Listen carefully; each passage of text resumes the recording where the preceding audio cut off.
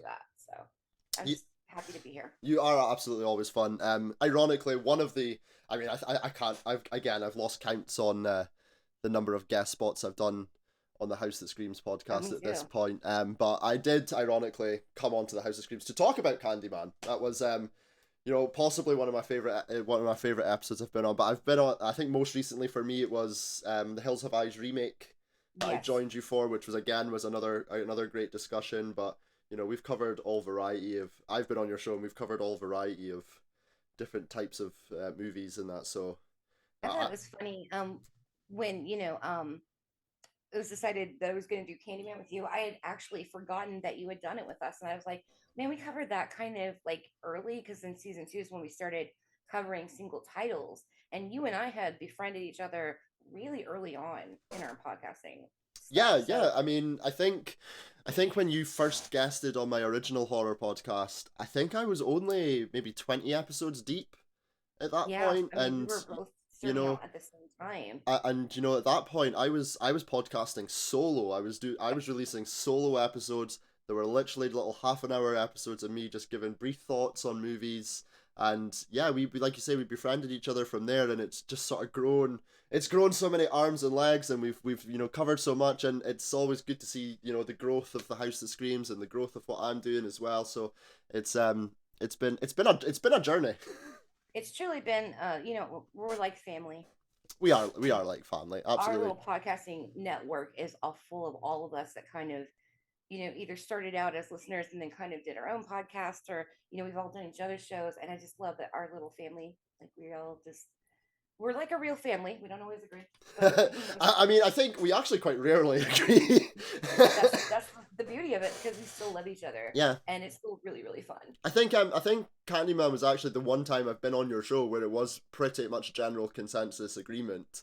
Yes, And those are few and that we they actually have like a list of it, and of the ones where it's gone, where we all kind of agreed, and it's very very short out of the hundreds that we've done. I mean, it's bizarre on this show, The Pod of the Damned. It's actually something that's been happening a little bit too often between me and Nico lately for my liking. You have to It's like throw a monkey wrench in there. there's something not right in here. But no, I think me and Nico have certainly had plenty of our disagreements. Boomer's just saying in the chat he has a dream scenario where Nico guests on his show and they do a naked episode just to horrify Gabby. I don't. Oh I my god, think. and Gabby would be horrified. I think she would I just. can just imagine. I think she would just quit the show. To be honest. Gabby and I have a lot in common in that we both talk a lot. And we're very opinionated, so I think she would have a lot to say. um, just a quick shout out to anyone who's listening to Boomer as well, who does the podcast in the Woods, which is another show that I recently guest hosted on as well, because we talked about Scream 6, and that was a lot of fun as well. So a quick Bless shout your out. little hearts. I know. I Yeah, had this I is great. had a lot to say about Scream 6. I mean, it got to a point in the episode where Boomer was just kind of trying to move the episode along, and I was just like, wait a minute, I'm not fucking finished about this movie. I have more to Whenever I do say. an episode with Boomer, you could see the patience on his face, and I know he's a good parent because he deals with me just going on. And then when Gabby and I get together, and bless his little heart, I he does know. try very well to move the episode along. I know. It is always one of those hard things to try and keep episodes moving along, but sometimes you just got to go with the fucking tangent. That's sometimes when your best stuff comes out. Anyways, I have a lot in common with Joe Bob from the last drive-in. We ramble, but I do have a point. I'll get there eventually. eventually, but sometimes that's when the best stuff comes out anyway. Anyways, speaking of moving episodes along, we probably should talk about today's movie. So we are talking all about Candyman. This movie was released in 1992, was directed by Bernard Rose, written originally by Clive Barker, and stars Virginia Madsen, Xander Berkeley, and Tony Todd. The IMDb plot is as follows. The Candyman, a murderous soul with a hook for a hand, is accidentally summoned to reality by a skeptic grad student researching the monster's myth. I have an issue with that, because technically, he's not accidentally summoned, she just summons him. Yeah, there was no. You can't accidentally say somebody's name into the mirror 5 times and turn off the light. Yeah, You know, you can't be like, don't have oh, to worry can't about that. That's you pretty can't deliberate. yeah, you can't accident yeah, exactly. You can't accidentally say somebody's name 5 times. But anyways, the Candyman, like I say, released in 1992. I think pretty much wherever you go to read about this movie, be it online or listen to other podcasts or listen to the expert critics, which are they don't often need to actually, Both. yeah, experts. Um, I am. I'm an but expert myself. Candyman, I think, is pretty widely considered to be a modern classic. Um, I think however, that works. Hmm. however, I don't think this can even be considered really a modern classic at this point now because this I was movie's 13 when this movie came out, so and I'm 43. I think that moves it into antique, like status. not to make you feel older than me, kind of. I was one when this movie came out. Uh, I was merely a little 1 year old, and 31 years old now. So yeah, I don't think this can be qualified as a modern classic anymore, but I think, obviously based on the discussions we've had previously about this movie, I know in general where you stand with it, Candy, and that yes, we do absolutely consider this to be a classic horror movie. it's so iconic, and one of my favorite things about um this is I shit on horror from the 90s because it was kind of like a vast wasteland of they'd stripped all the gore out and we're worried about the children. We're going through all this stuff.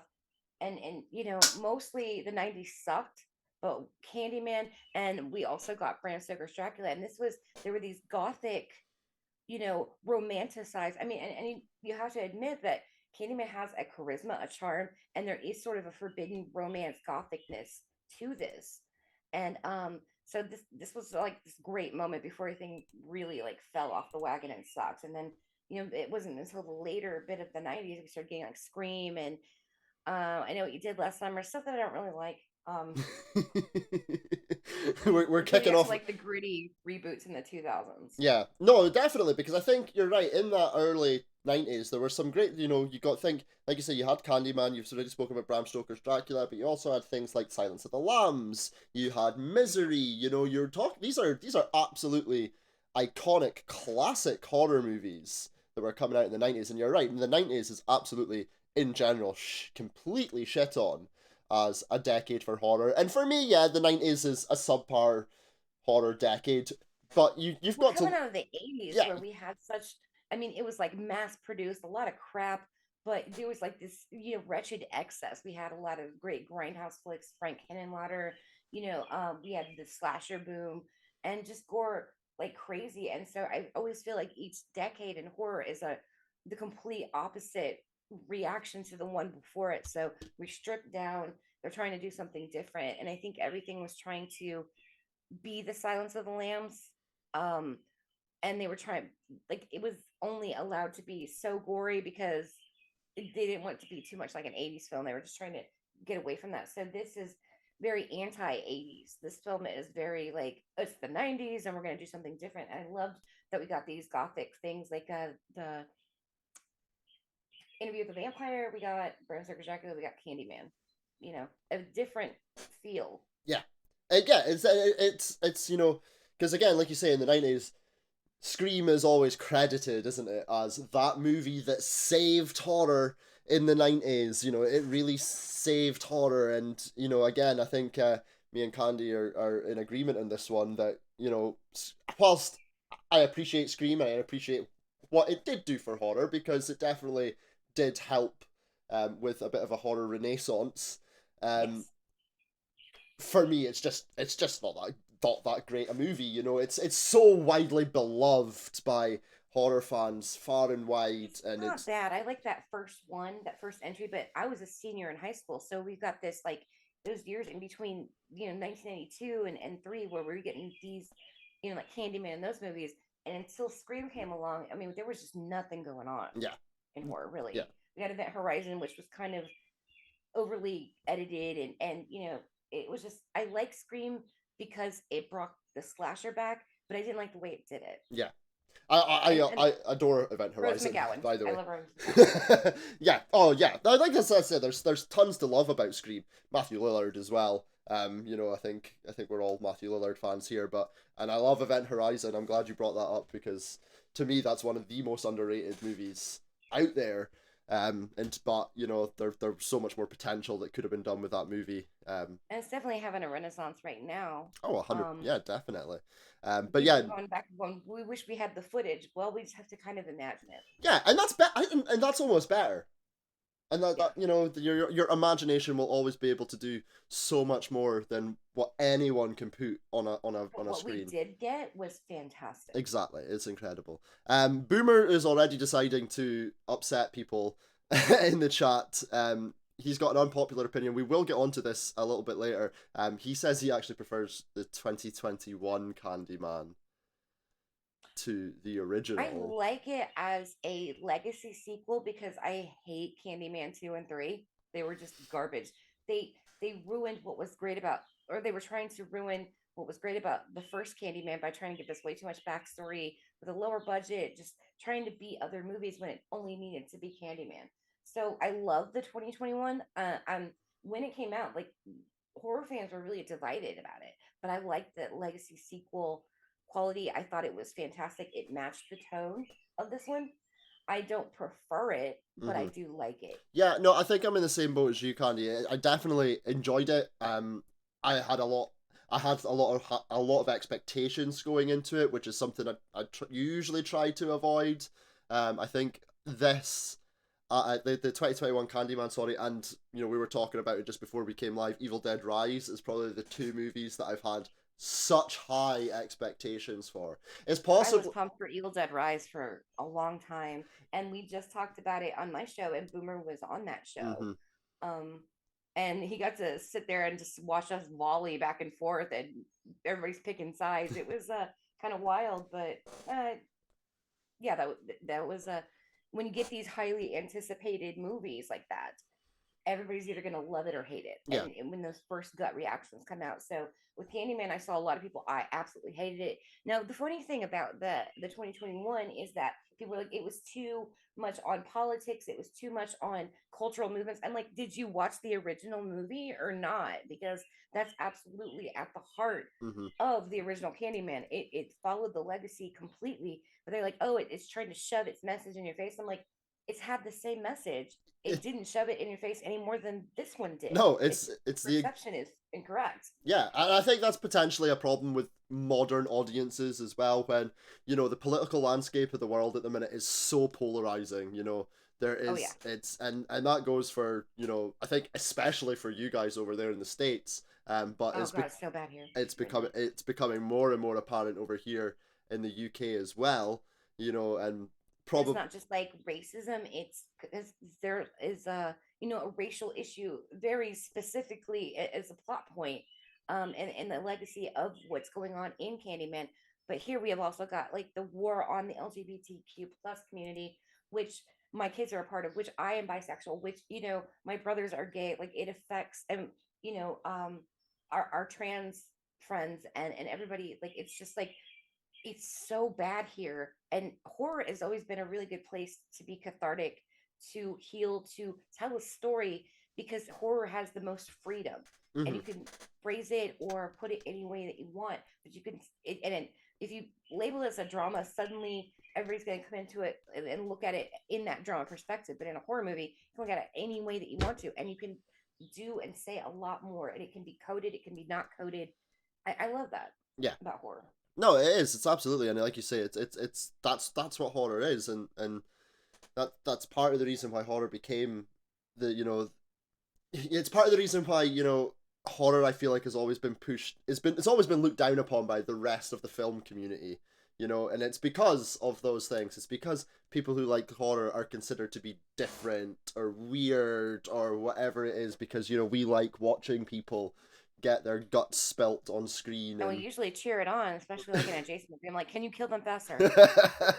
so no, you're absolutely right, and I think that sort of, like you say, that sort of opinion where people are like, oh, the 2021 one, is just shoving these issues down our throats. Well, no, because despite the fact that it's almost 30 years after the original, the message is the exact same as the original, and in fact was, if anything, the message was even more on point in the 2021 one than the 1993 one, because here we are 30 years later and we've essentially made no progress. So We've actually gone backwards as far as, in terms of women's rights, in terms of the LGBTQ community rights. We've gone backwards. We've gone backwards, and with race, we've gone backwards because there was a big division here, politically, that brought like a voice to people who had to keep their hate quiet because they knew it wasn't socially accepted, and now they're just out there screaming it in the streets and waving flags that shouldn't be waved, and saying the things that, like, oh, I don't have to be politically correct anymore, and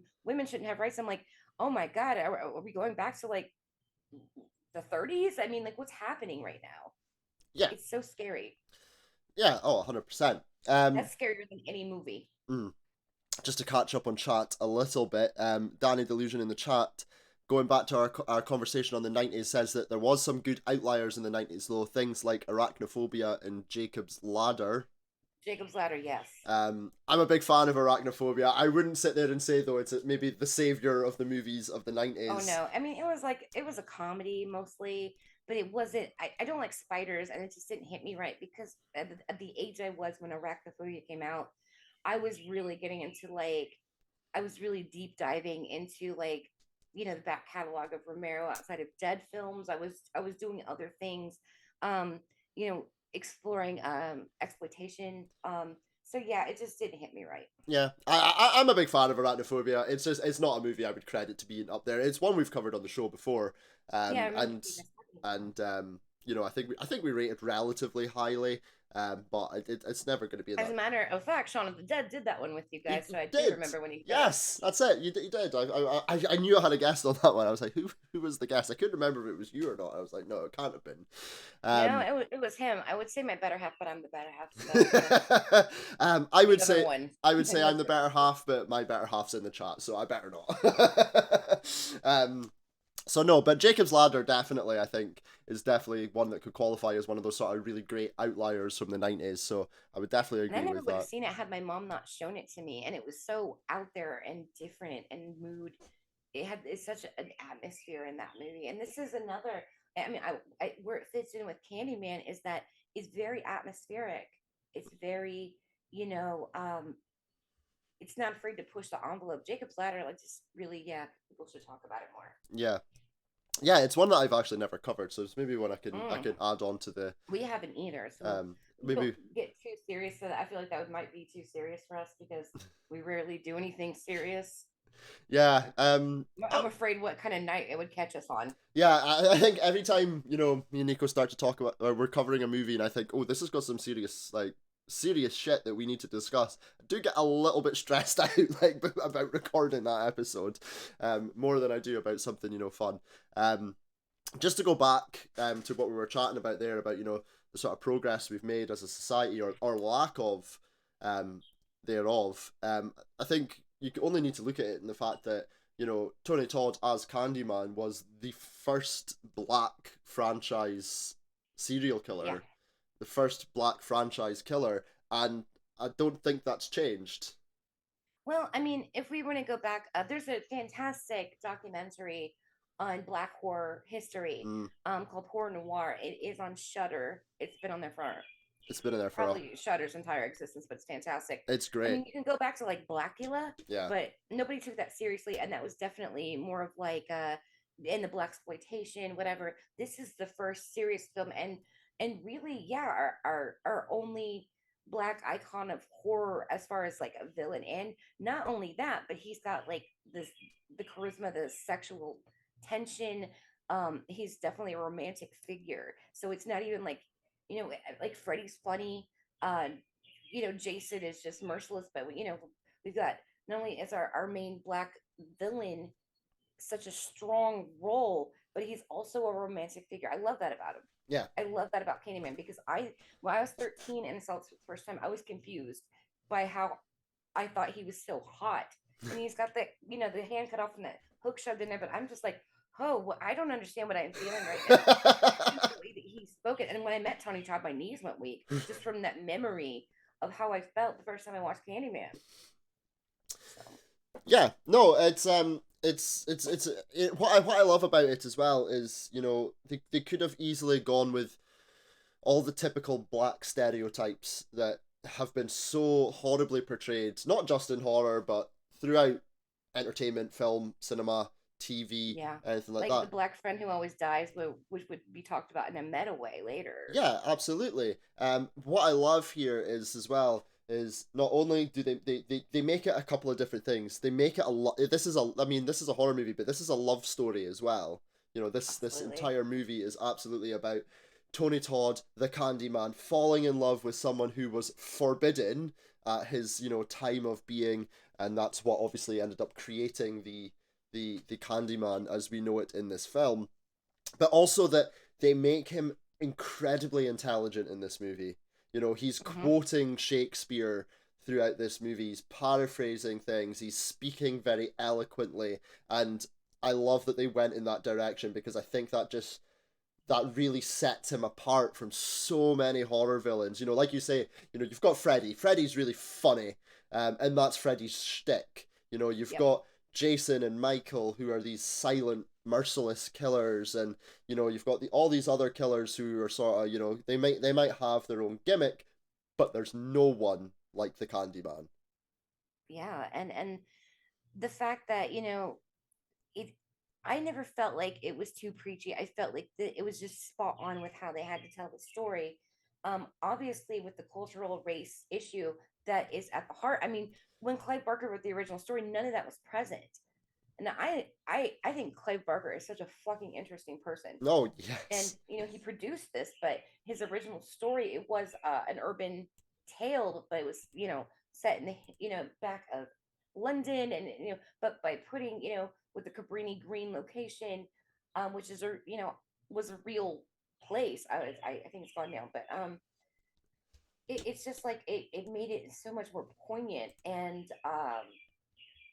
I think that that was absolutely the right thing. I think if it had been put out in the format in which Barker really originally told the story, I don't think we would still be talking about it in the same way that we do now. mm-hmm, It's just so important, but I never felt like it was heavy-handed. It brought we have the white savior complex. mm-hmm. The white person comes in and saves the day for all the black people, but they they address it head on here Yeah, and without being like pointing it out specifically to the audience, like white people can't always come in and save the day. Sometimes they make things worse. yeah. But what I love So about it as well is, yeah, obviously, like you say, they do tackle that head on here. With obviously you've got Virginia Madsen as Helen, who is coming in, plot wise is doing her research on urban legends and urban myths, and we're talking about the Candyman. She's coming in to try and make things better. But I think it would have been really easy for them to make Helen, like you say, this sort of white knight savior that actually comes across with a lot of arrogance and and they did manage to avoid that as well. They do manage to make the character Helen, I feel, very sympathetic in this movie as well, which is something so many movies I think get wrong. Whether you're either rooting for your heroes or conversely, as a lot of us horror fans do, you're rooting for your villains. Here, they actually make a movie where you're kind of rooting for both of them. right. And I mean, and this, I don't mean to be like funny, but it's not in black and white, like right, wrong. I mean, and not the vision line isn't clearly there. If you can sympathize, like Helen is, she just all she did was not believe in an urban legend. She wasn't, and she really wasn't trying to do the white savior thing. She was really trying to do her paper, but then it just turns into something more, and there's a lot of gray in there. And And I that think that that makes for a better film. but that makes the movie a better reflection on life. Right, because nothing Because is there's black and white like nothing that. in black and white that that's like you said, that's life. So I think that just makes this film even better on a completely different level as well. I think also when you've got a husband like Xander Berkeley as I fucking hate him. Oh my god. he is the worst. Yeah, the moment like when he starts, the intro to his character when she's walking in there And I'm already like, fuck that motherfucker. I mean, What a motherfucker. Xander Berkeley plays it excellently, but he just Such a plays douche. that sleazy, you know, Professor. professor flirting with his students, having an affair with his students. He plays that so well that he, like you say, you absolutely despise him from the moment he's on the screen. I think as well, the fact that pretty much entirely throughout the movie, he's completely just discrediting everything that she says about, her research and what they're doing. There's that scene where they're at dinner and him and his Oh, friend, and him and his friend Purcell is, who's pretty obnoxious. is just completely discrediting everything that Helen and Bernadette are doing in this movie. Obviously, speaking of Silence of the Lambs, Bernadette played by Casey Lemons, who was also in Silence of the Lambs. So just a little link to that there. But yeah, it's great for the character of Helen to have that to play off of, because like I say, it could have been really easy for them to make this movie where we're really not sympathetic to Helen's cause and Helen's plight. And I'm But always the one, examining the love stories, particularly in horror. It's just me being into like romance, but also into horror. I pay attention, and as she's progressing through Candyman's putting her in these situations to have a hold on her. Like be my victim. I love you, but we're gonna be like these, but we're urban legends, and we're gonna kill, and that's how we live on, and whatever.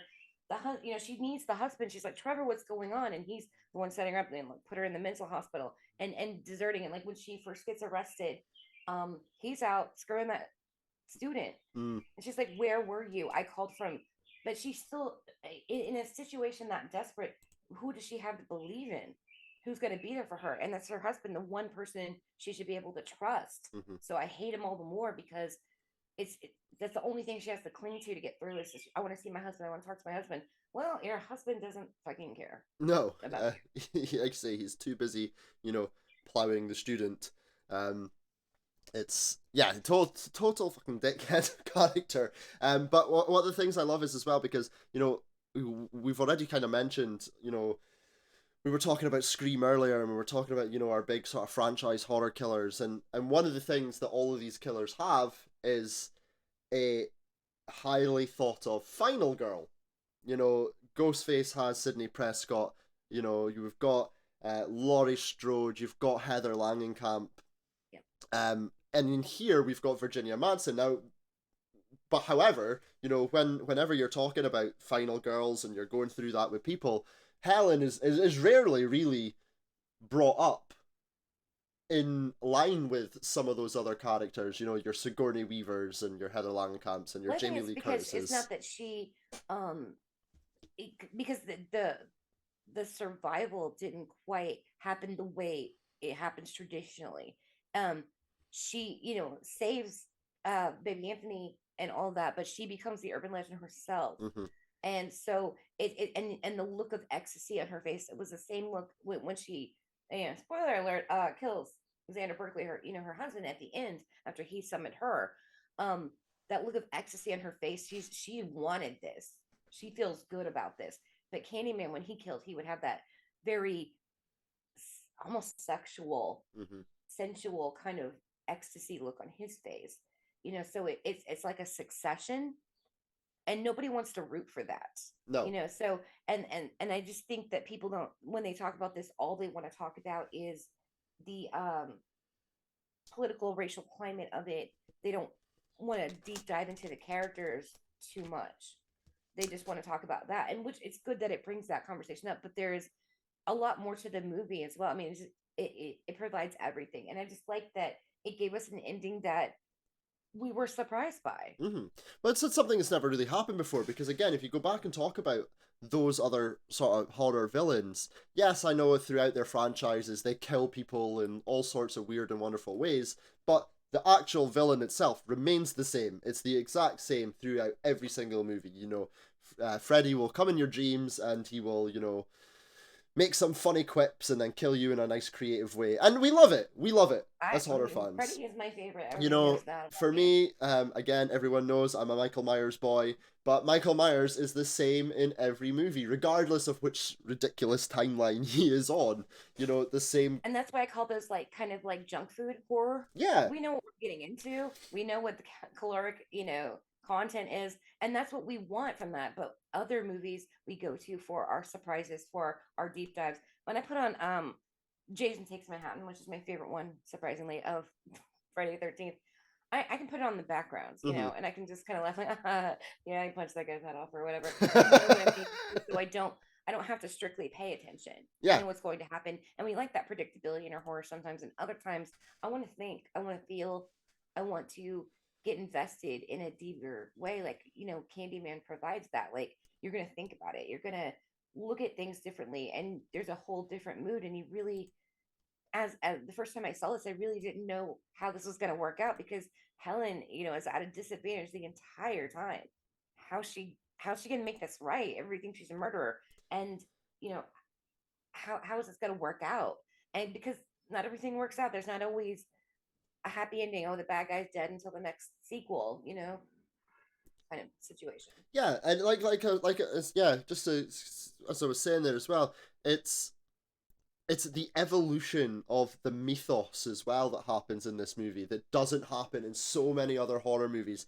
Throughout this entire movie, Tony Todd is our Candyman, and it's one of the things that I that did irate me about some of the people who were critical about the 2021 Candyman is that there were so many complaints that, oh well, there wasn't enough Tony Todd in this movie, and and it's like, but and spoiler alert, although Tony Todd shows up very briefly at the end Very of rich. very, very briefly, and whilst I was delighted to see Tony Todd on my screen at the end of the 2021 Candyman, it's continuing the mythos in the fact that the urban legend change and it evolves, and in this first movie it does that because, like you say, Helen essentially becomes the Candyman at the end of the movie, and the legend has evolved because it's been added to, Helen in the fire saving baby Anthony, and but everyone was vilifying her as this sort of murderer, and she was redeeming herself, but now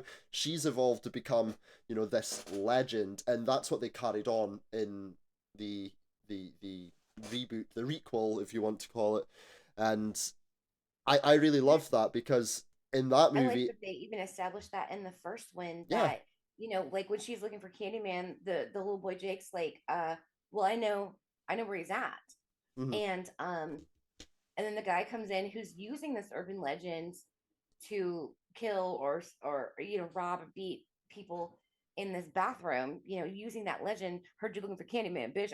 It makes me laugh now, but that's because I've seen the movie so many times and I say that all the time. I'm like, heard you looking for Candyman, bitch. Um, but yeah, I mean, it's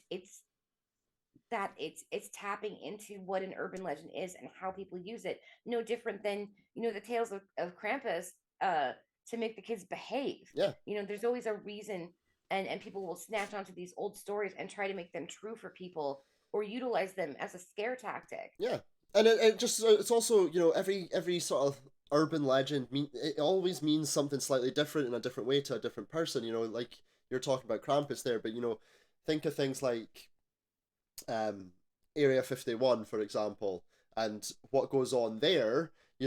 Every single person has a different interpretation of how that goes. What's Yeah. happening in there? What are they doing?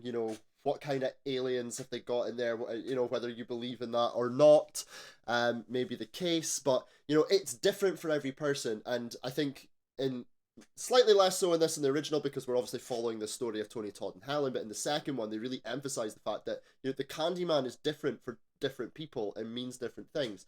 For one person it's literally a guy in the walls handing out candy to children in the building. To Trevor the Candyman is Helen, to Helen the Candyman is Tony Todd. It's different for everyone. And that's the beauty of it, is it really captured like why we have these tales, why we believe these tales, because they're it's different for everybody. Mm-hmm. it means something different to everybody. Yeah, and that's what makes it so relatable, I think, to anyone who's watching this as well. Um, just trying to catch up on chat a little bit. Are you? I don't know. I'm assuming you won't be shocked to learn, Candy, that Boomer has been starting an Asian horror chat going on. No, not for a second. We're not even an hour into our first live broadcast, and Boomer's already got a whole debate going on about Asian horror in the chat. So, but we wouldn't expect anything less. Just to catch up on a couple of thoughts, Boomer does say that he thinks Candyman is just so interesting that he kind of overshadows everyone else in the film, even though they're doing a good job. He doesn't think it's a bad thing, but he thinks it's why everyone forgets about Helen. I'm assuming he means forgets about Helen in terms of the final girl chat that we were having. But for me as well, going back to that, I'm just not sure I really consider Helen a final girl in the best way, because like you say, she then evolves to actually become the myth, and it just feels different to our sort of traditional slasher final girls.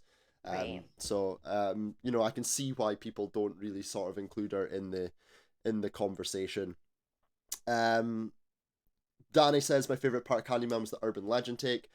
How those who lived in the area was part of them, but the rich upper class just came to essentially poke the nest who didn't believe and paid the price for it, even to the point that those who lived there left offerings of sweets, the mural of his face, it was part of their culture, the history of their area, but those outsiders just thought it was a game. Exactly, again, we were talking about race, but it's not just a race comment on this movie, you've got, it's a class comment as well, Yes, the which haves and the have-nots. exactly, and again, much like the race discussion, the class divide is larger now than I think it probably ever has been, or is just as wide as it's been. And like you say, even though I think it's just a little louder now, thanks to people being able to connect yeah, um and talk more on social media, and yeah, it gives people a little bit more bravery, for better or for worse, to say what they think. yeah, and obviously you mentioned it earlier, Cabrini Green now does not no longer exists. It's not there anymore. I think it Well, was. where I live is I spend a lot of time in Chicago because it's a straight shot to Chicago from Indianapolis, and 2 hour drive, and you're right there. Yeah. So so this one kind of, it just felt like, yeah, well, I get to have this little like Midwestern. And when people want to do Midwestern horror, they always, it's always in the suburbs. This Hmm. is in the city. People forget we have big cities, and these things happen. I live in a big city, and like I said, Chicago's our neighbor. It's like our sister city. So, Yeah. it being right there and having such a rich history. Yeah, and even though 2011, Danny says it was demolished. Even though it has been demolished, there are still so many places like that around the world, around America, where you can go and you've got these sort of projects and these Low is low income, yeah. rent control um situations, and there is a lot of bitterness. And the thing is that, when the way that our society is, particularly here in America, is set up, and I've been there when I was younger and a single mom to two children. um I lived in the projects Mhm. because that was all I could afford. And the way that all of it is set up with, it's supposed to be a hand up, sort of like, food stamps and these social programs and rent controlled, but it's designed to keep you trapped in it. You can't really ever break out of it. If you make more than a certain amount of money, all of it gets ripped from you, and you certainly can't afford to do that. Mhm. You need to have these benefits to be able to feed your children and get them to school, and be able to afford, you have to work, so you got to pay for childcare and all of these other things. You're trapped in it. And if you can get out, which I did, I was extremely fucking lucky, because I see people, and I know that generations, they've either been in it in generations, or they're just starting, and their kids are going to be trapped in it. It's designed to keep the poor man down. They're literally poverty people, not middle class. If you're middle class, you're fucking lucky. Um, but like, if you're poor, they want to keep you poor. Mhm.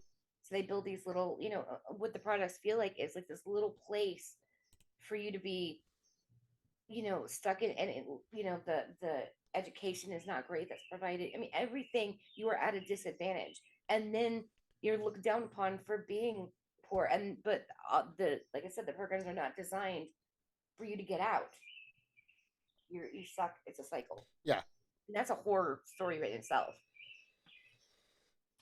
Yeah, Danny just comments in there. America has their project. Scotland has their we call it a scheme here, but I feel like on this side of the pond it's easier to get out. I think possibly here. I think you know because there's obviously so many differences just culturally between America and the UK. I think Yeah.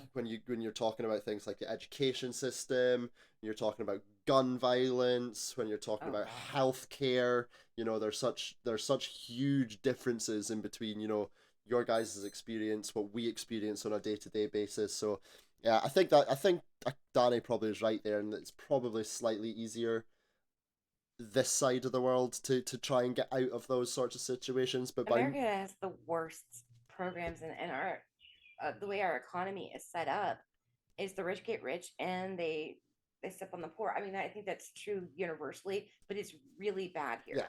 I think Really, here really it's bad. it's actually I think it is getting worse here, to be honest. It's spreading like It's disease. it's it's definitely getting worse, and we he who shall not be named, Donald Trump, certainly did not help.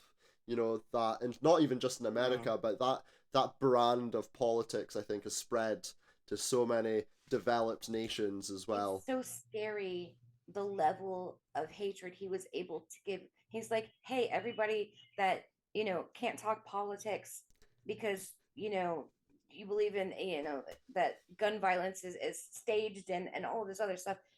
I'm going to give you a voice. I'm going to give you a platform, and you can fight back against these liberals who are making us mind our manners and making us, do things that we don't want to do, like respect and try to bridge the pay gap and let people have rights. We don't want them to have rights, but guess what? Now you can say it, Yeah, and it's sort of unleashed that upon the world.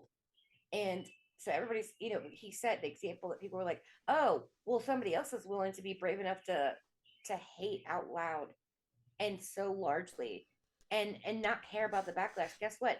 I don't have to be quiet anymore. yeah, I yeah. can fight everybody at Thanksgiving. It's broken up families.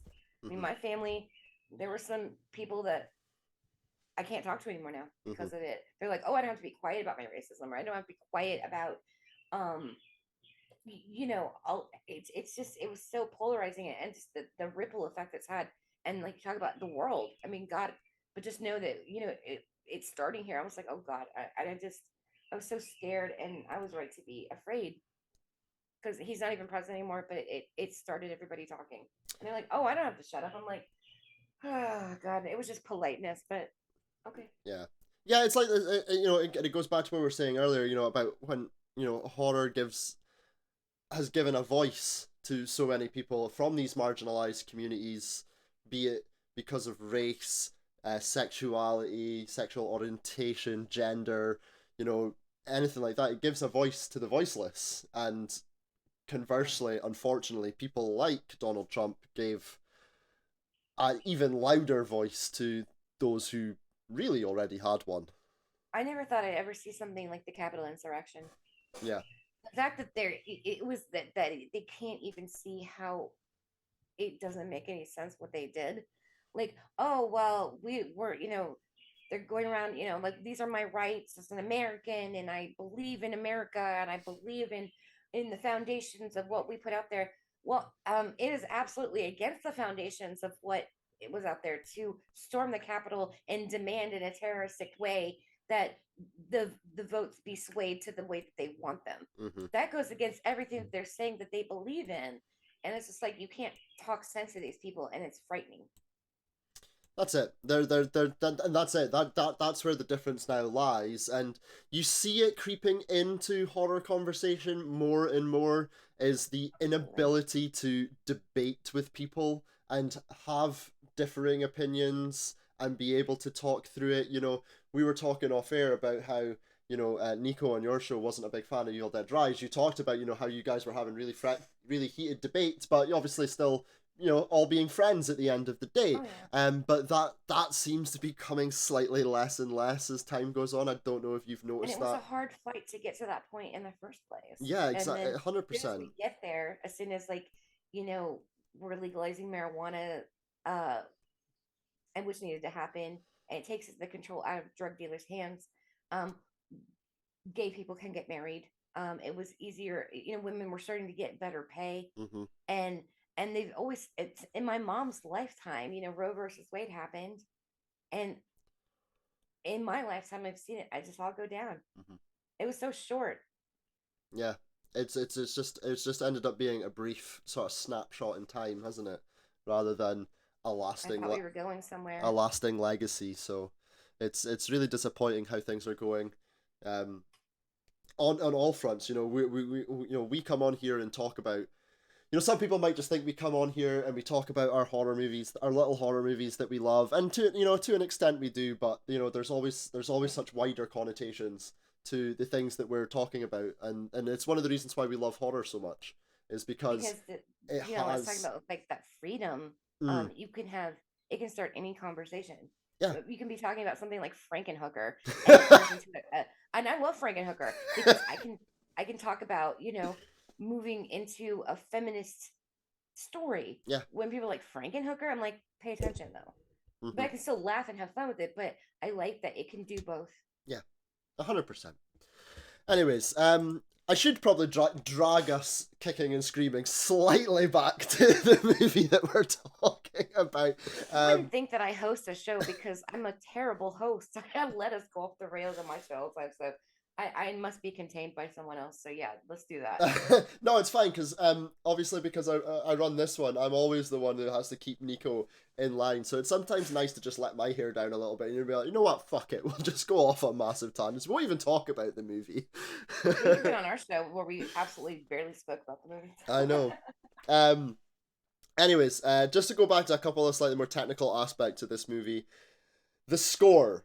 Philip Glass obviously did the score for this movie, and what an incredible job he did. Haunting. It's so hauntingly beautiful. I think it possibly would rank there as my favorite horror movie score. And that's saying something because there's some incredible scores out there for movies. But what I find interesting is that Philip Glass actually didn't originally, when it came out, didn't like the movie and Right. felt that you'd actually been sort of hoodwinked by the Like director. duped into it. Yeah, because he was it. I have the piece of trivia here somewhere, but wasn't it that he felt that it was going to be a different sort of theme of movie, and then eventually just thought, oh well, they've just actually made this sort of slasher flick. But I think as the years have gone on, he's softened his Things will come stance. around. He's come around. I think the royalty checks probably has something to Yeah. do with that. But yeah, I absolutely adore the score. And I'm assuming you feel the same.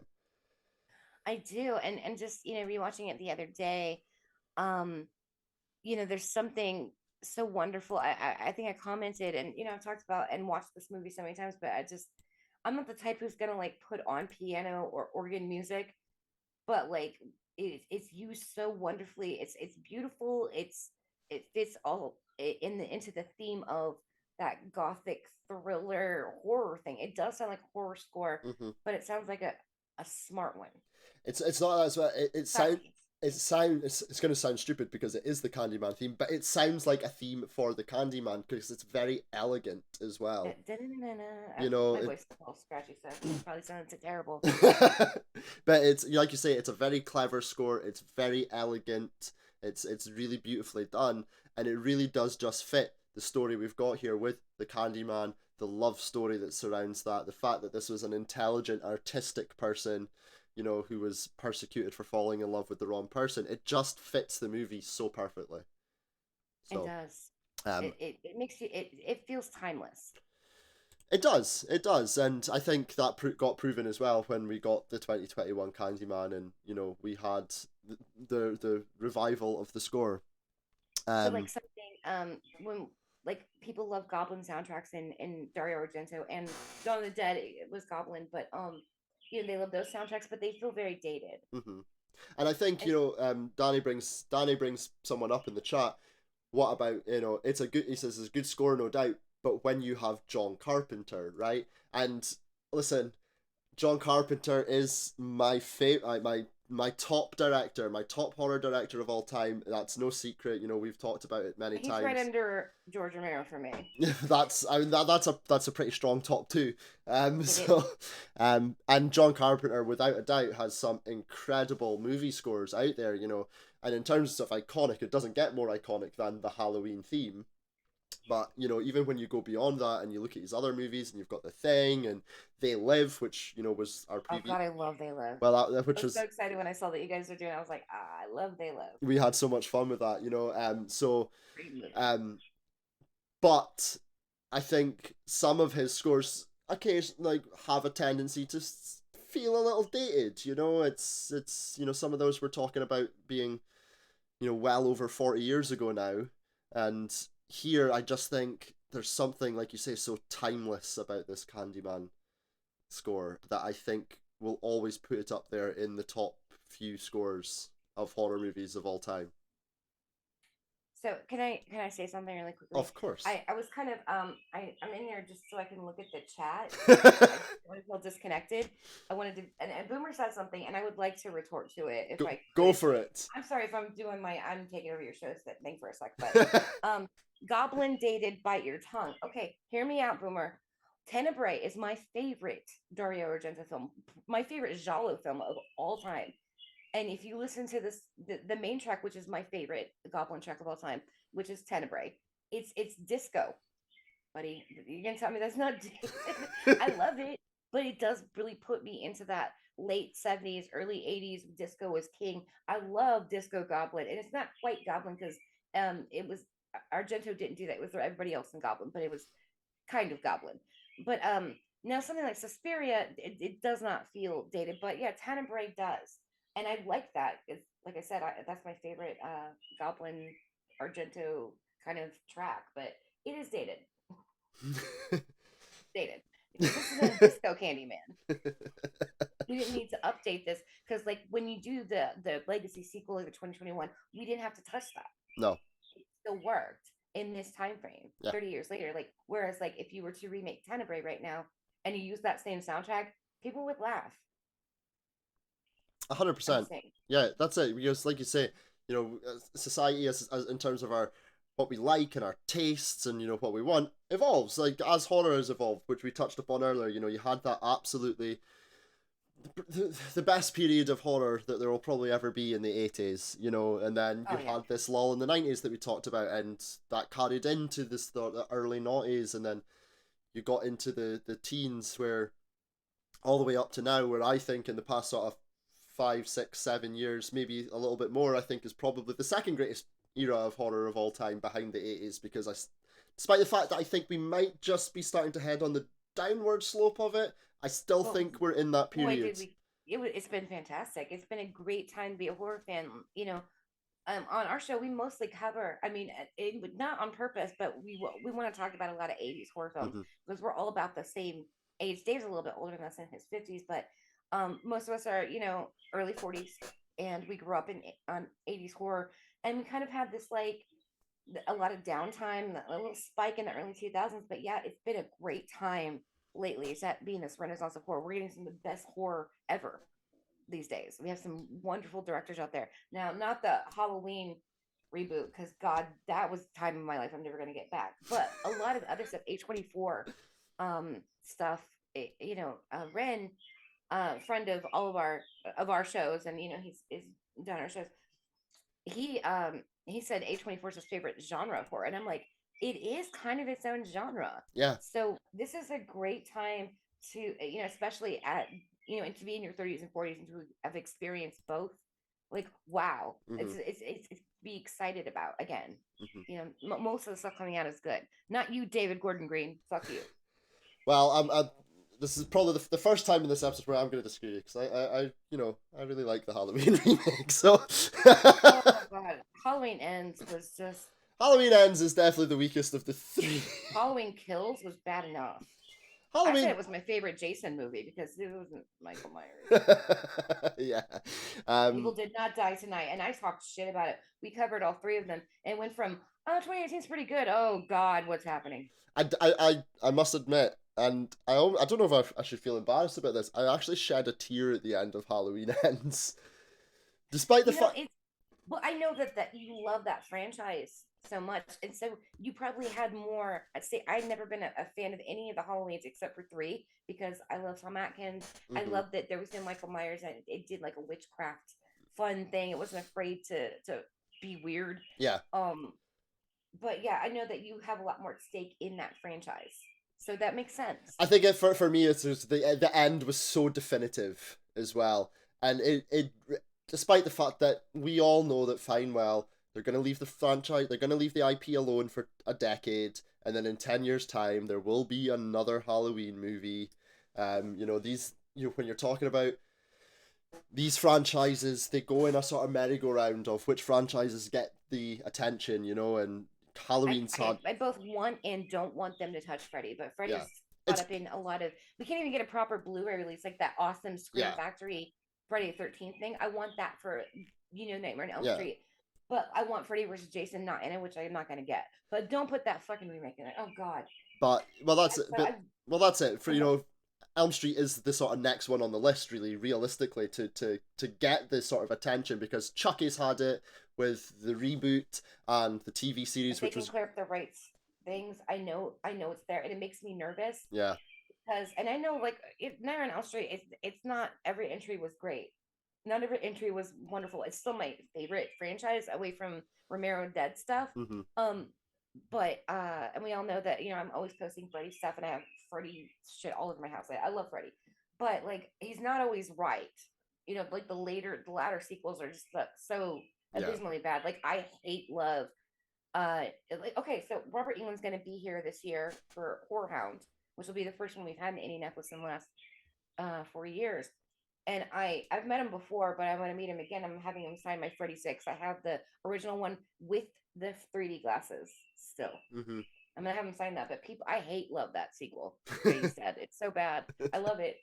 But anyway, so like I think that needs to be in the right hands because I hope that they've learned from Halloween being redone. And I know that not everybody's on my team with this, but on our show we were divided. But I just really didn't like what they did with it. I think that they had potential, and they just shit the bed with the last movie, especially. I think you're right. I don't disagree with that. They set I think they set up themselves to do something maybe a little bit special with the franchise with the Yeah, 2018 remake, I and like then that one. they just absolutely decided to whatever we've set up in that first movie, fuck it, we're not going to go with it. But They um each have a different tone, which doesn't make sense. yeah Whatever. um Yeah, we're not gonna. I'll yeah stop. we're not here to talk I'll stop. Halloween again. Just to catch up on the chat, Danny says Suspiria remake for me is an odd one out because I rarely enjoy a remake, and your main horror time that you loved was in the 50s and the 60s. The Haunting is your all-time top. I mean, we probably shouldn't get started on the remake chat because I think we'll probably be here Yeah, for another couple of I get hours. pretty vocal about them. I both love and hate them. Yeah, It just depends on how they do it. So yeah.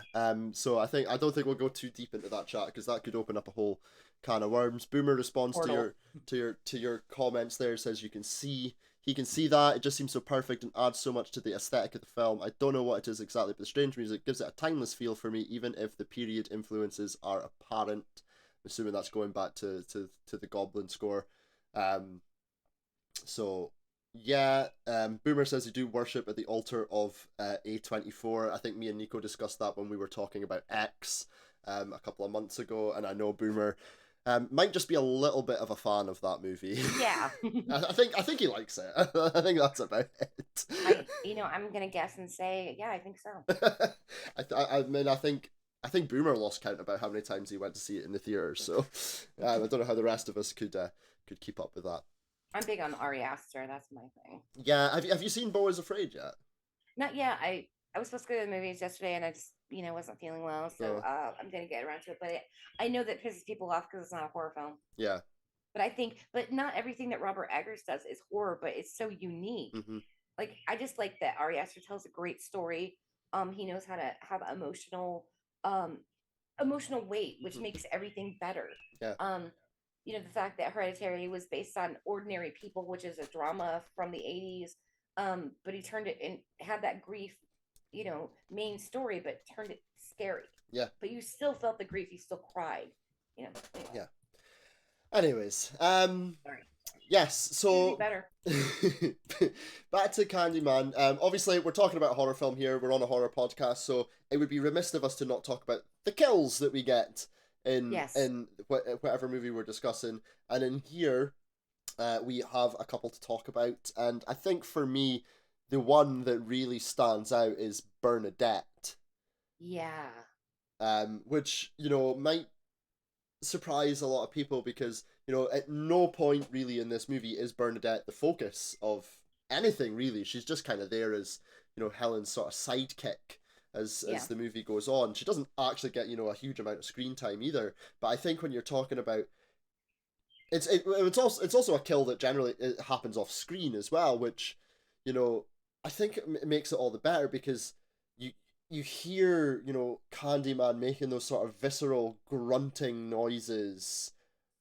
I think that's what brings the sexualness to it. Yeah, yeah, definitely. He's making those sort of really, really sort of like I say those grunting noises, and it's the aftermath of the kill for this one. It's that sight when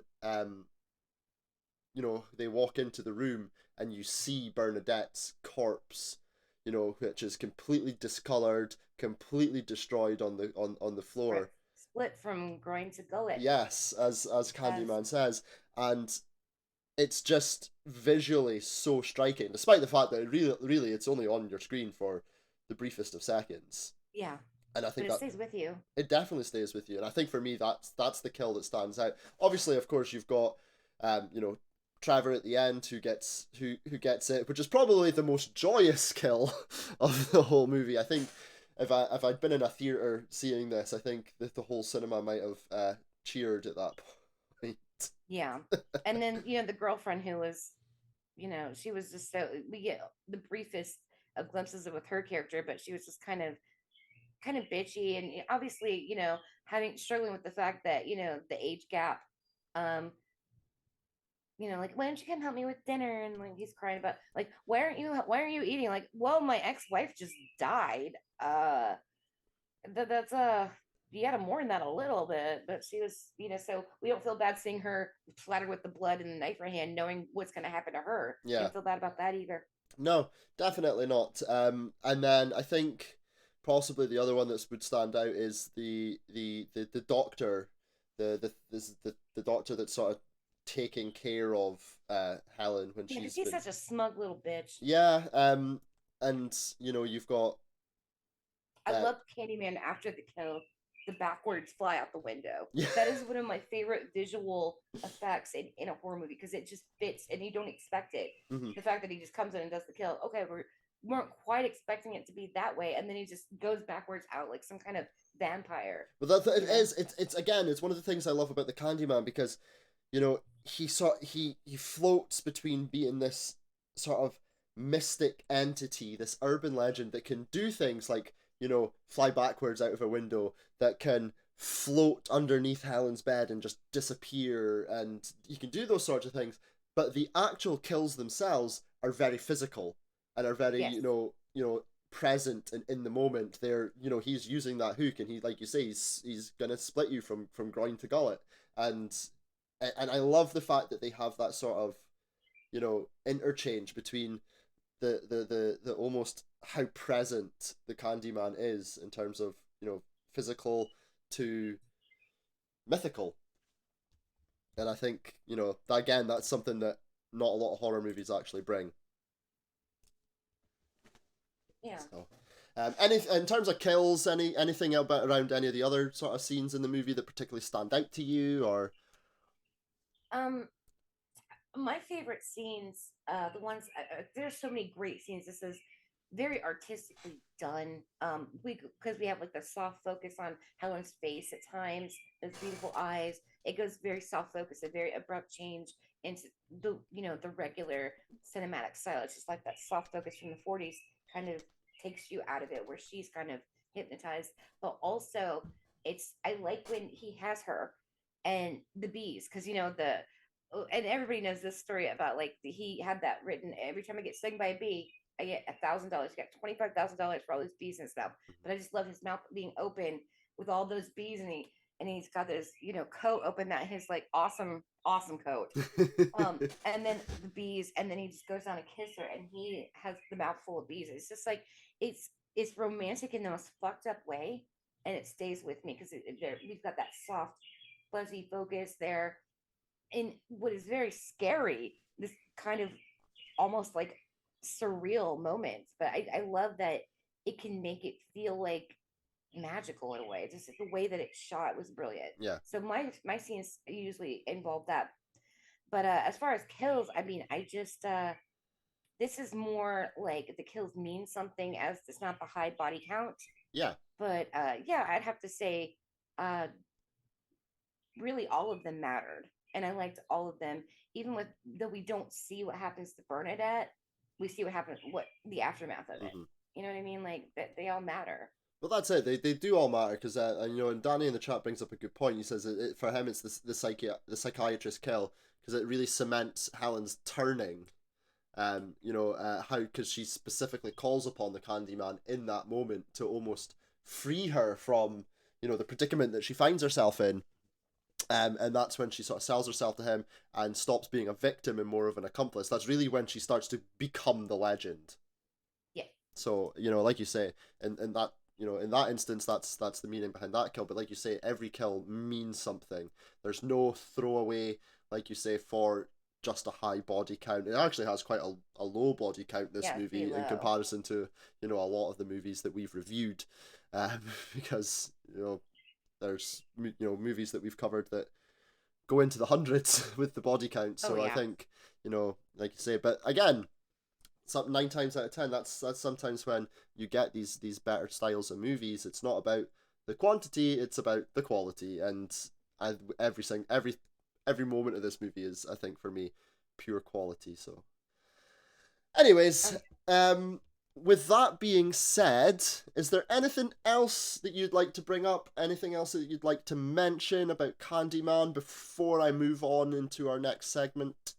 um, I think I've basically covered it all. I mean, I like the juxtaposition of like taking an urban setting, um, a class tone, a racial thing, but also putting like this romantic overtale of it. It feels timeless, and timeless is mentioned by Candyman, the term, and so it feels old fashioned. It feels modern. It feels like all of the things. So putting that this romantic, and romantic doesn't mean like I'm using that as an adjective, like a romantic feeling, mood, vibe, but not like bodice ripper romance kind Yeah. of. I don't know. I'm explaining myself right on that. I'm trying. I had to take pain meds.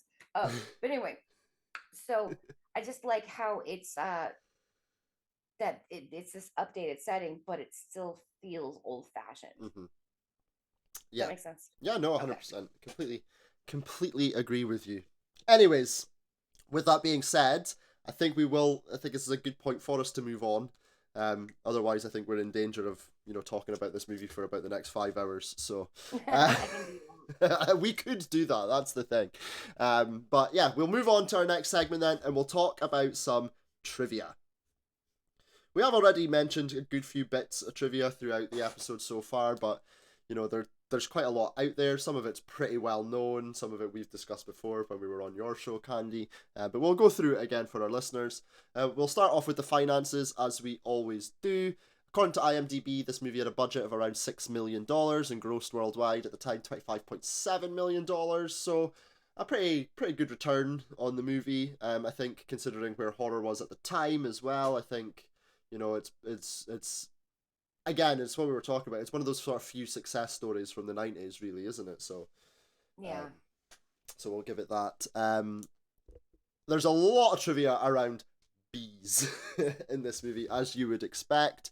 The bees were bred specifically for this movie. The bees had to be only were 12 hours old so that they looked like mature bees, but their stinger wouldn't be powerful enough to do any real damage. So these were all the bees you see in the film were brand new essentially.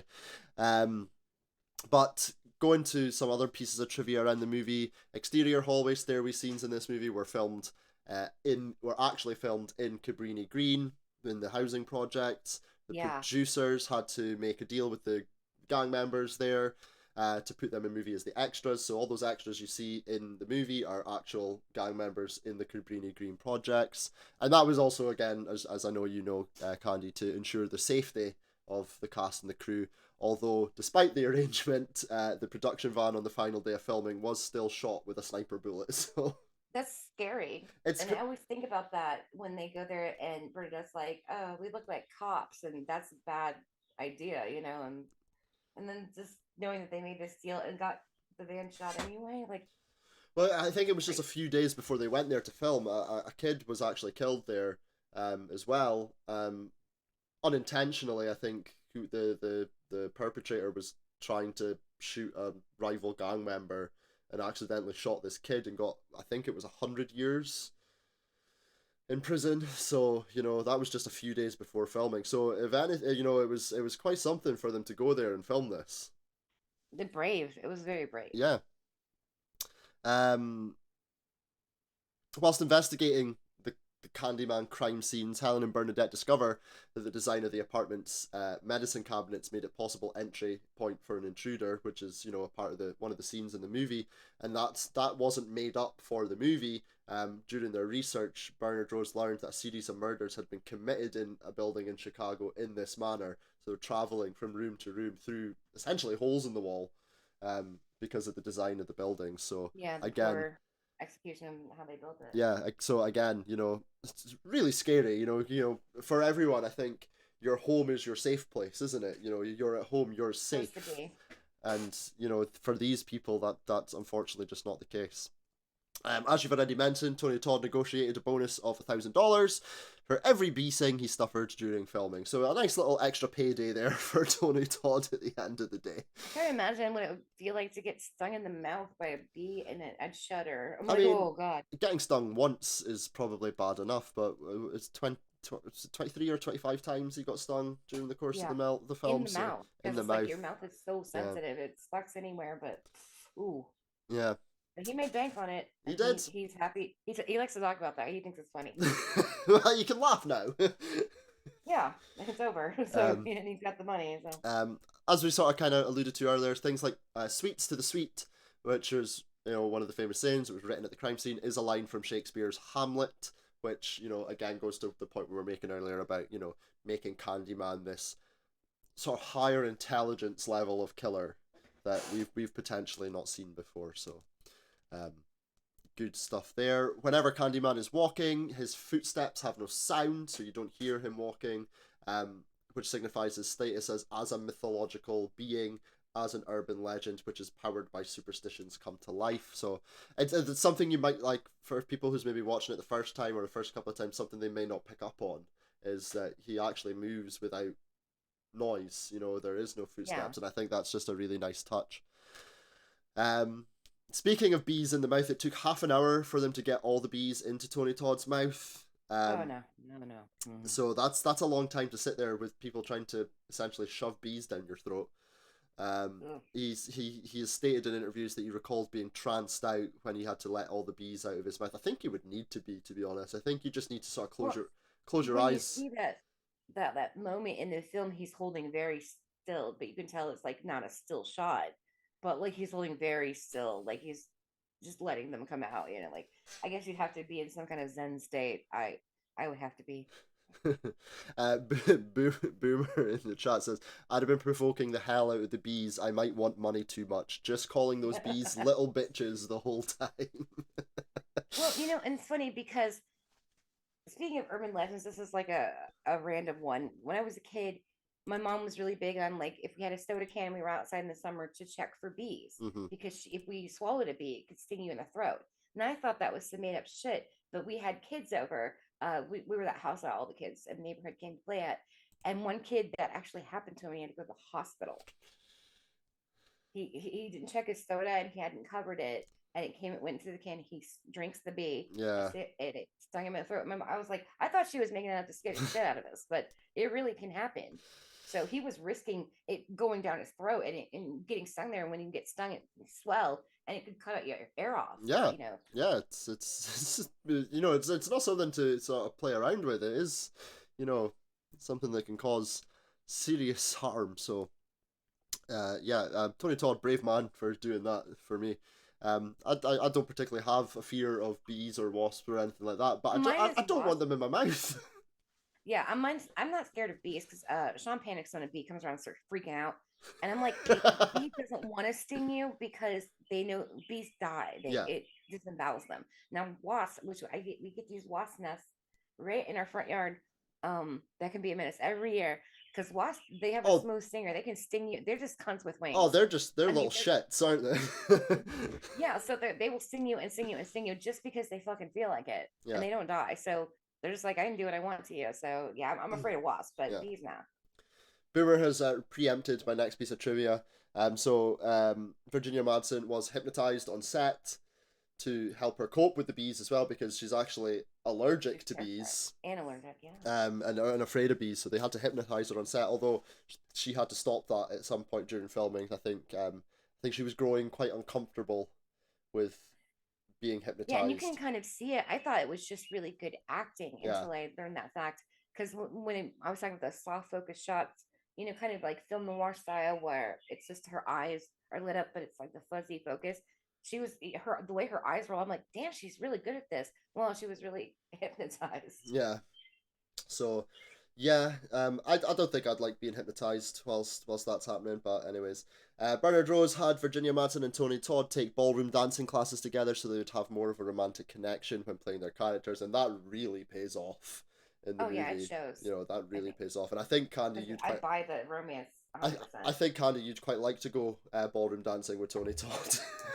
I absolutely would. When I met him, he was almost 7 feet tall. Like he's just, and even in like just regular t-shirt and jeans and tennis shoes, I felt like fainting. I was just like, oh, I'm swooning. He's so tall and just has that deep voice and very charming. Yeah. On one of the DVD commentaries, one of the producers said that had Virginia Madsen been unavailable for filming, the part of Helen would most likely have gone to the then unknown Sandra Bullock. I can't wrap my head around that. No. I just Sorry, carry on. I just Virginia Madsen has that look about her that is timeless. The timeless.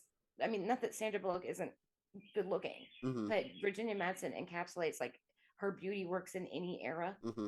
The style of her, like Sandra Bullock, she was so young at that point. I can't imagine because Helen feels very mature. Like I just her energy doesn't work for me. I guess, but maybe it's because of the roles I have seen her in. Yeah, yeah, no, I think like you say, the look and the style, and then Virginia Madsen, she's beautiful in this movie. Well, Stunning. she's absolutely beautiful. Anyway, and just like you say, it fits the sort of tone and that timeless nature of things perfectly. What I definitely can't wrap my head around is that Eddie Murphy was originally considered for the title role of the Candyman. That He's a big horror fan, yeah, he and is. we because I've scheduled an unscheduled vampire in Brooklyn, or what is it?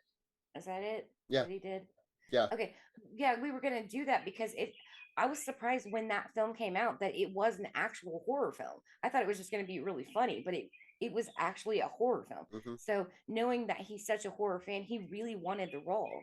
mm-hmm. And then he eventually got to go on and do the other role, but it obviously is not as iconic as Candyman. But I can't imagine Eddie Murphy as Candyman. No, I just don't think it would have played off any. I think the tonally, I think the film would have just been so different had we had Eddie Murphy, other than Tony Todd. And I I think think people wouldn't have come to it with the seriousness that yeah, it this film commands. yeah, because whilst obviously Eddie Murphy's he's known for his comedic roles and being a stand up, and I think that would have detracted, like you say, from people taking this movie seriously. So Because it um, certainly hurt Vampire in Brooklyn. yeah, oh, It without hurt doubt. that film.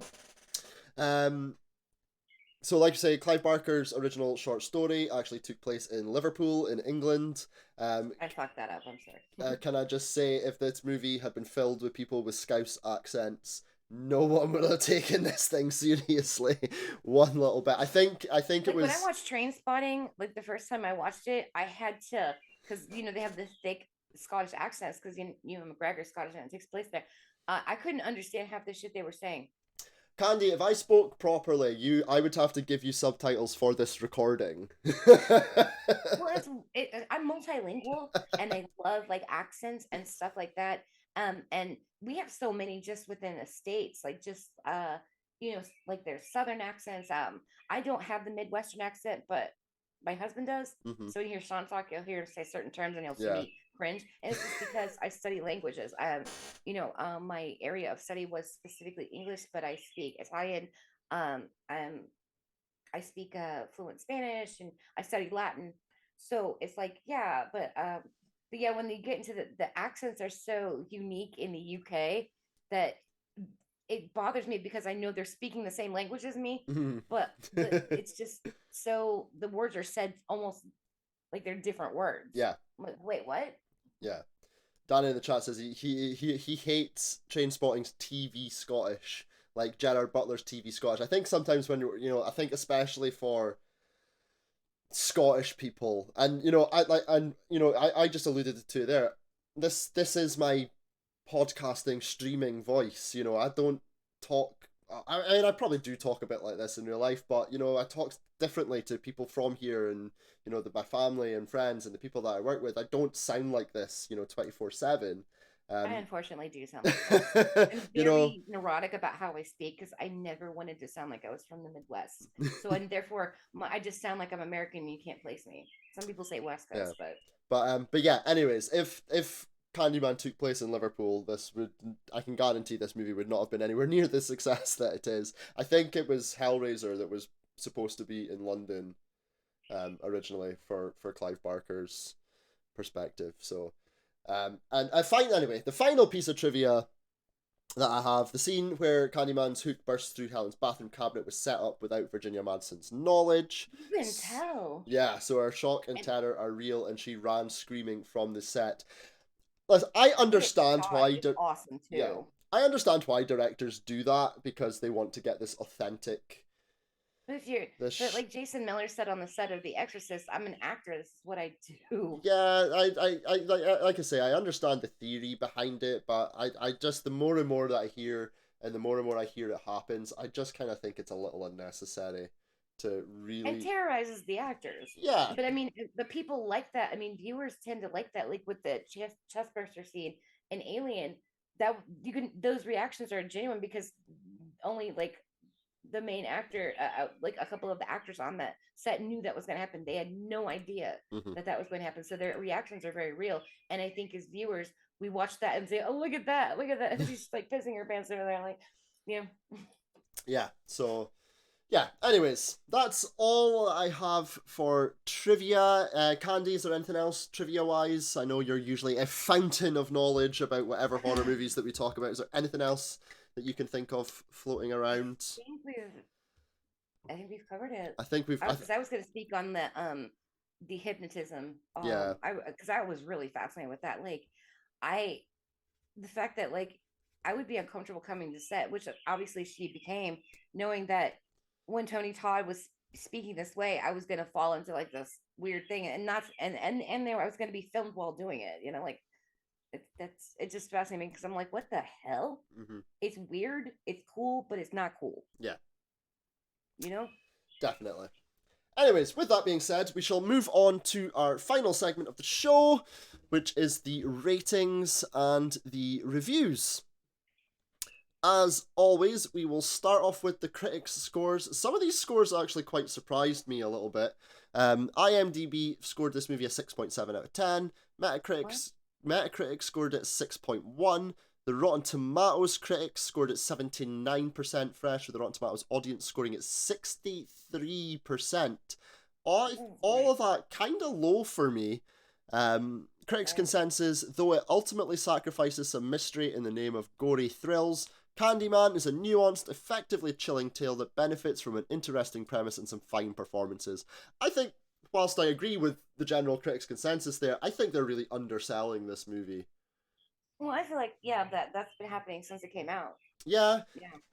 so I think this is a movie that definitely has had a lot of appreciation over the past, say, decade, that it might not have received at the time of release and throughout the 90s and early noughties. I think this is definitely, which is why we got the 2021 Yeah, and I recall that also we feel did. like the same thing happens unironically. So the 2021, it didn't do as great as people wanted it to do Hmm. or expected, but I think it's gonna have its day. Yeah, and I think that, I think if we go 7, 8, 9 years down the line, I think people will start to look upon that a little bit more fondly, and there will probably be, at that point, calls for us to get more Candyman at that point as well. As long as it's not like the original trilogy, I think we'll be okay. Right. um, as always, we throw it out to our audience, our listeners and followers on social media, asking for their scores and opinions. We've obviously been going through quite a lot with the chat today, so I'll just read out a couple. Our friends at the Movies for Days podcast, who regularly contribute to these, they give it a 9 out of 10, say it's visceral, tragic, romantic, insightful, beautiful, and brutal. An impeccable cast, social commentary woven into modern legend, this film has a kind of power and voice making it stand apart from its contemporaries. The Legacy sequel is also outstanding. Yeah. Victor Leon says, masterpiece. I'm a sucker for a well-crafted urban legend horror film. Abel Lewis gives it a 10 out of 10. But here we go. The Coming Wolf, who is also a regular contributor, probably a 2 out of 10. What? Bit of a letdown for me. Tony Todd is always excellent, but I just didn't find his character that interesting. Which is Hmm. something and I find that really interesting because the Coming Wolf I know is a writer, is an author, so that's something I find really interesting because I would have thought Candyman would have been more appealing to someone who is creatively minded like that. Well, Um, that's why it appealed to me because I am also yeah, a writer. so I um, think it's beautifully done. So yeah. yeah, that's interesting. It's very, very interesting. Overall, though, we totaled up all the scores that we got from all of our followers and listeners, and you guys gave it an average score of 8.8 out of 10, which is much more in line with where I'm going to be uh, plopping this. But my score always comes last because, I like to get everyone else's opinion first so See, that I. I'm the opposite because you've been on my show and I'm like, I'm going first. No, I have to go last so that I can start cherry picking what everyone else says and be like, okay, that's why I'm going to score things the way That I makes score sense. them. Why Nico on my show that likes to go last. Yeah. So, anyways, Candy, on a scale of 0 to 10. Oh, actually, you know what? I before we get to you, I need to read out my Nico's score. So obviously he couldn't be here today, but he did send in a score. He has given Candyman an 8 out of 10. He says it's a great movie and is aged well like a fine wine, which Can't is argue with that. which is probably the most eloquent thing that Nico will ever say on this show, and he's not even on I it. will So. say that sounds very un-Nico because I remember we were reading Reanimator, who was throwing out some crazy stuff. we had so Chaos, much I loved it. we had so much fun on that episode. And it's still Reanimator, Number three is still still on not, your it's still number 3 on our I'm so leaderboard. proud of that we got it that high. Yeah. Still up there. Anyways, Candy, on a scale of 0 to 10, what would you rate Candyman? So my rating hasn't changed from when we covered in my show, which was 3 years ago. This is a 10 out of 10 for me. This is one that this is a film that and I guess I'll have to go with 10 out of 10 bee stings like we do on my show. Um expensive bee stings. So it's this is a film that gets everything right. It doesn't have a high kill count. It's not trying to compete in that way. It's trying to harken this gothic thing, which it does, a modern gothic, which is so hard to do, and it pulls it off beautifully. So this is like, you know, not super heavy on the gore, but the atmosphere is the hardest thing to achieve, I think, in a horror movie, and to uphold it the entire time correctly. And so to just do that, yeah, you're going to get my appreciation. That we can keep that train going and keep me invested and keep me feeling a certain way, a certain mood. Um, and not because it's easier to do that when you're depending on gore, Hmm. but this isn't depending on that. No, So it's and beautiful direction, beautiful music, fantastic acting. Like everything is right about this movie. And for a movie to make it onto my heavy playlist, because I watch a lot of movies all the time to talk about them. And plus, I like movies, especially horror, clearly.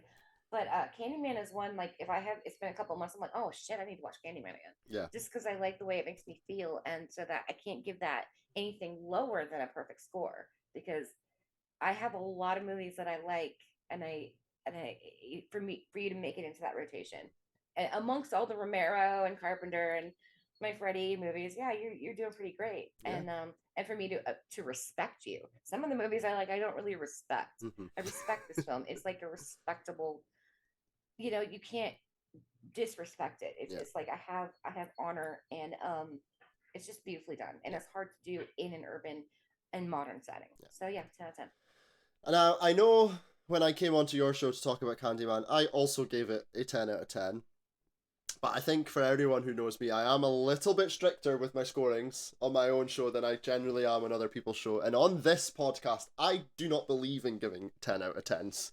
So, Yeah, you don't. and which I have never ever done.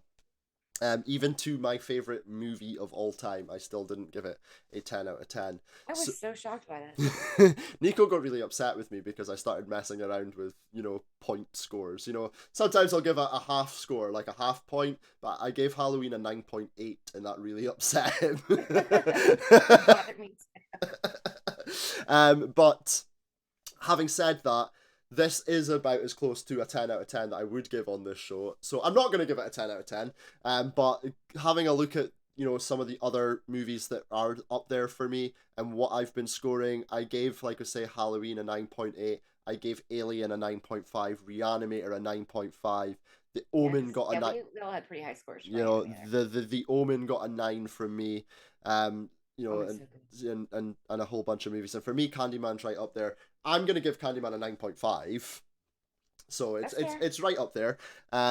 For me, And I that am a generous reader. I want to just throw that out really quickly, because I saw that you probably haven't listened to The House That Screams. I'm the most generous rater. But then when I want to be a critic, like when we did Wishmaster, I shit all over that. And Andrew Devoff himself was there. When I try to be critical, I am very critical, but I try to rate from the heart and how it makes me feel. So I have a different rating system, and I am rather generous, but I can be really fucking stingy. It just depends. yeah, definitely. Sorry about So that. for like I say, for me, it like I completely agree with you. It's a movie that gets it right on every scale. Even some of the things that we didn't talk about. We didn't talk about the pacing of the film and things like that. But even that, it got it pretty spot on. Like you say, it's so beautiful, which is so difficult to do in an urban setting. We didn't really even talk about how iconic some of the lines that Tony Todd says and the way he delivers them in the movie.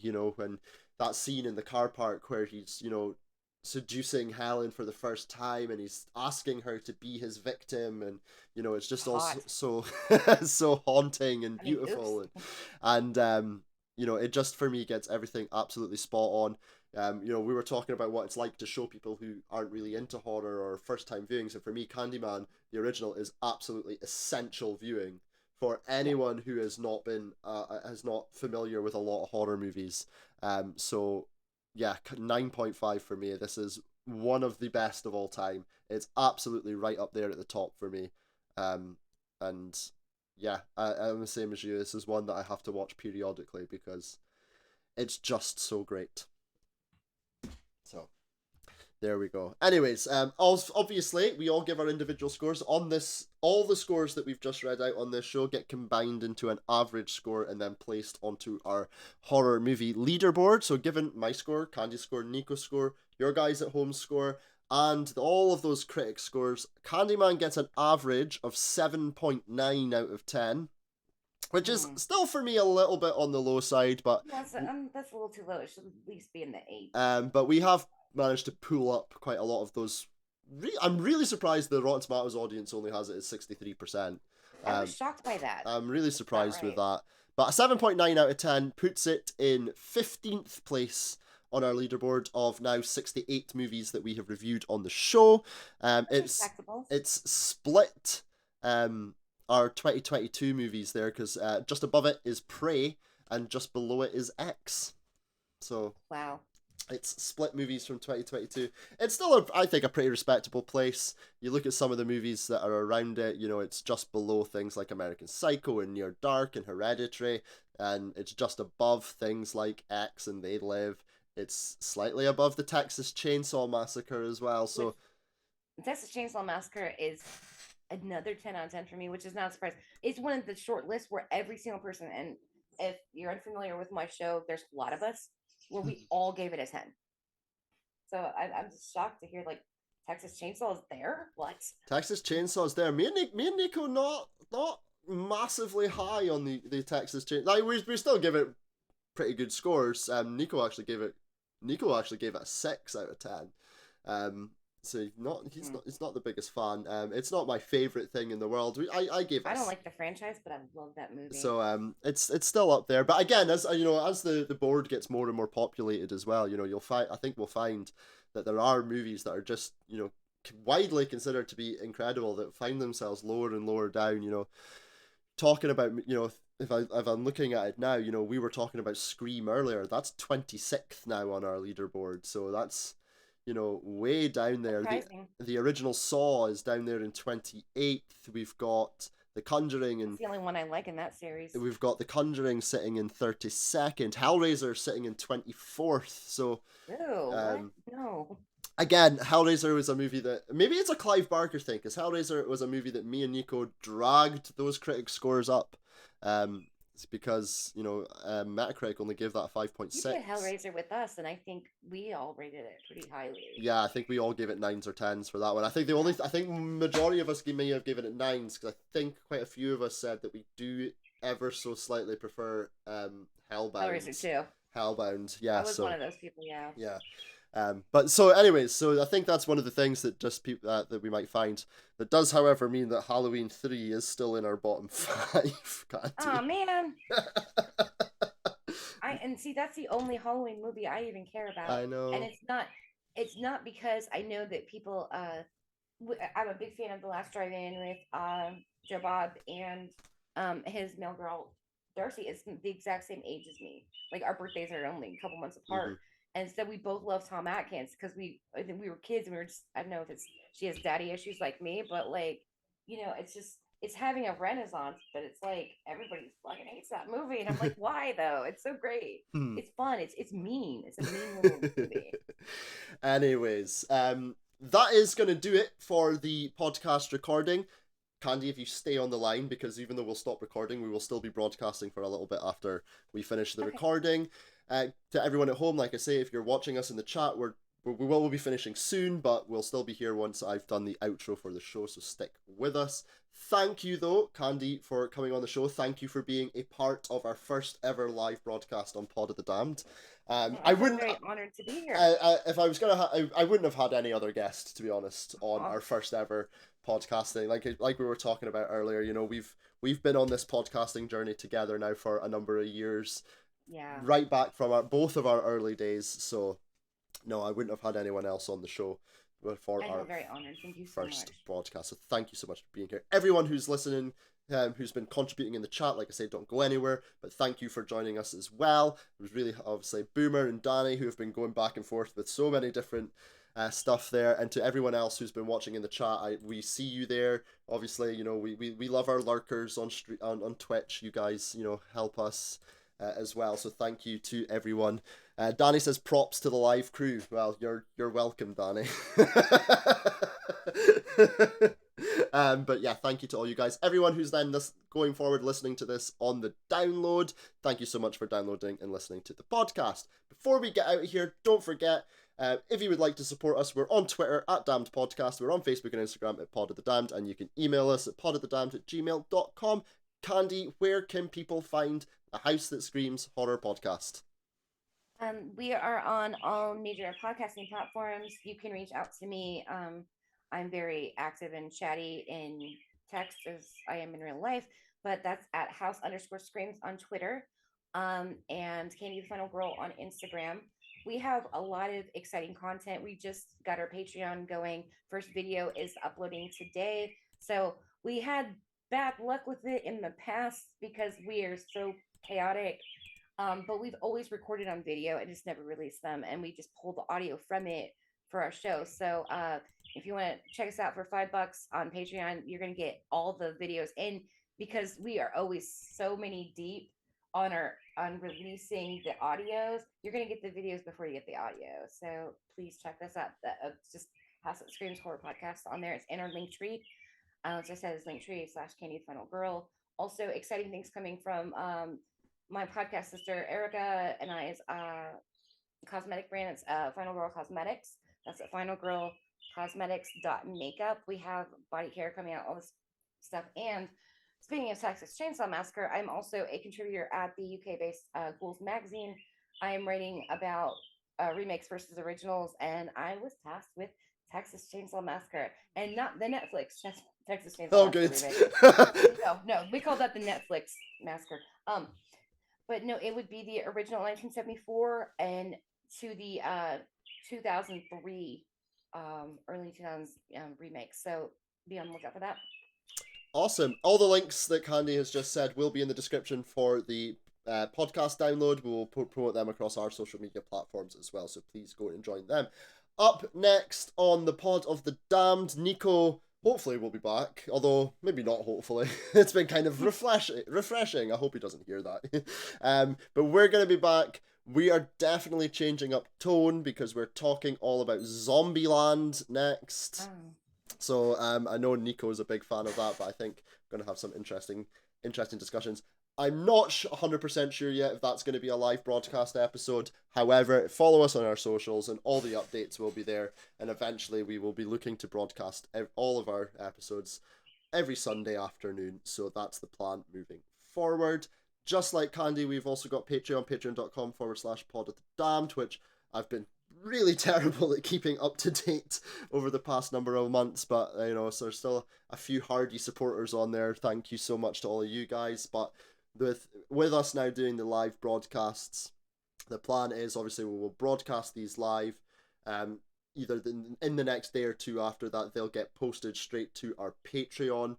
Then the audio will come out on the normal podcasting platforms, and then a few weeks down the line we will post the video up to our YouTube channel, which we will hopefully get up and running as well. So that will hopefully just allow you guys as well who are supporting us on Patreon to get the content that we have so sadly been lacking in giving over the past number of months. So we've been in the same boat. So I'm with you. We're just now kind of getting our steam back.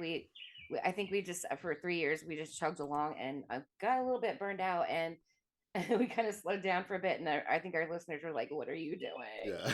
I'm like, I'm just so stressed out because I organize and schedule, get guests, and do all that stuff, and it was just it's a lot for one person. It can be a lot.